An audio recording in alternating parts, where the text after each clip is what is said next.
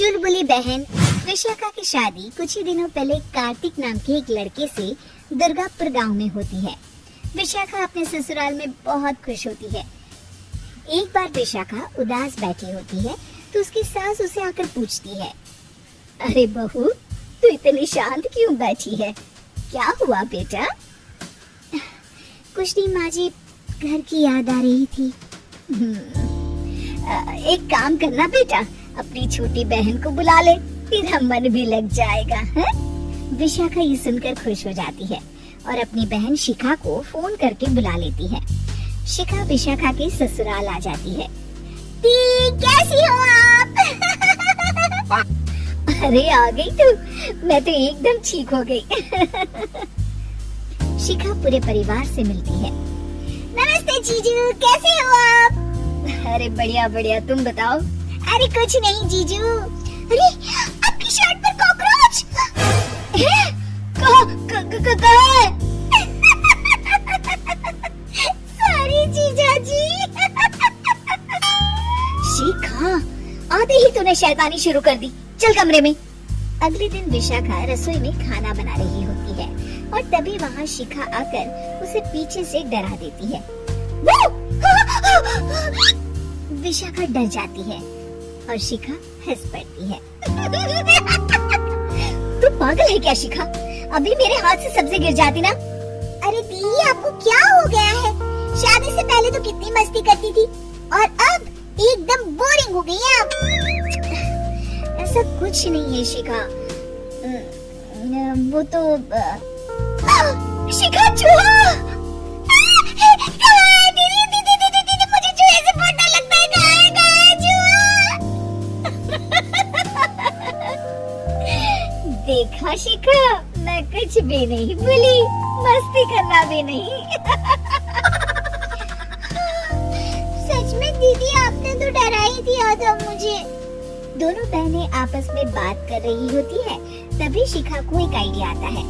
दी, क्यों ना आज हम इन सबको डराए? नहीं शिखा, ये मेरा ससुराल है, यहाँ लोग मजाक में नहीं लेंगे तुम्हारी बात को। अरे दी, तुम भी ना कितना सोचती हो। रात में जब सब सो रहे होते हैं कि अचानक से विशाखा की सास को पायल की आवाज सुनाई देती है। वो आंगन में आकर देखती है तो आवाज आना बंद हो जाती है। अरे कौन है इतनी रात को?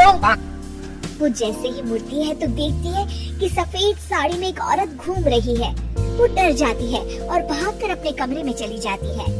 वो औरत और कोई नहीं पर शिखा होती है। सास को डरा हुआ देख शिखा जोर जोर से हंसने लगती है।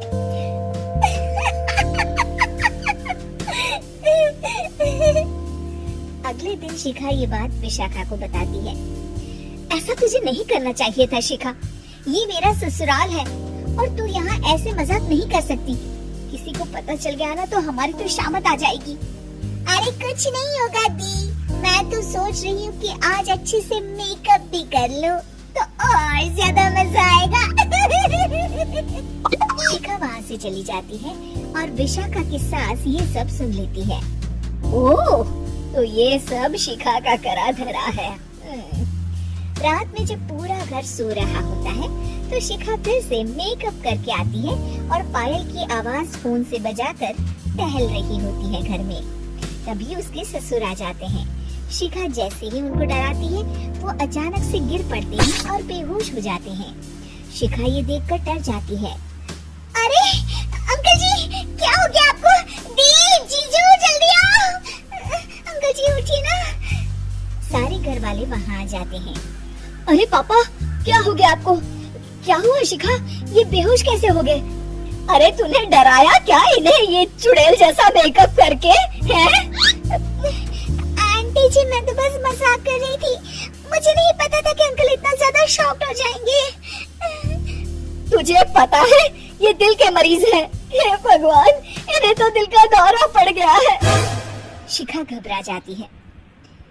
क्या दिल का दौरा? तेरी वजह से आज इनकी ये हालत है। इन्हें कुछ भी हुआ ना तो तू जेल जाएगी, समझी? शिखा रोने लगती है।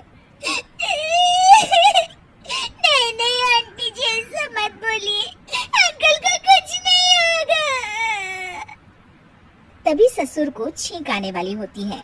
वो छींक रोकने की कोशिश करते हैं, लेकिन फिर भी उन्हें छींक आ जाती है और उनकी आंख खुल जाती है। अंकल, आप ठीक तो है ना अंकल? ससुर और सास हंसने लगते हैं। क्यों बेटा, सिर्फ तुम्हें ही मजाक करना आता है क्या? है? तो क्या पापा बेहोश नहीं हुए थे? अरे नहीं नहीं, मैंने ही प्लान बनाया था ये। पर क्यों माँ? क्योंकि विशाखा को लगता है कि ये उसका ससुराल है, उन्हें ऐसी मजाक वाली बातें पसंद नहीं आएगी। पर उन्हें ये नहीं पता कि अगर ये दोनों बहनें शेर हैं, तो हम भी सवा शेर हैं। ये तो बिल्कुल सही कहा आपने आंटी जी।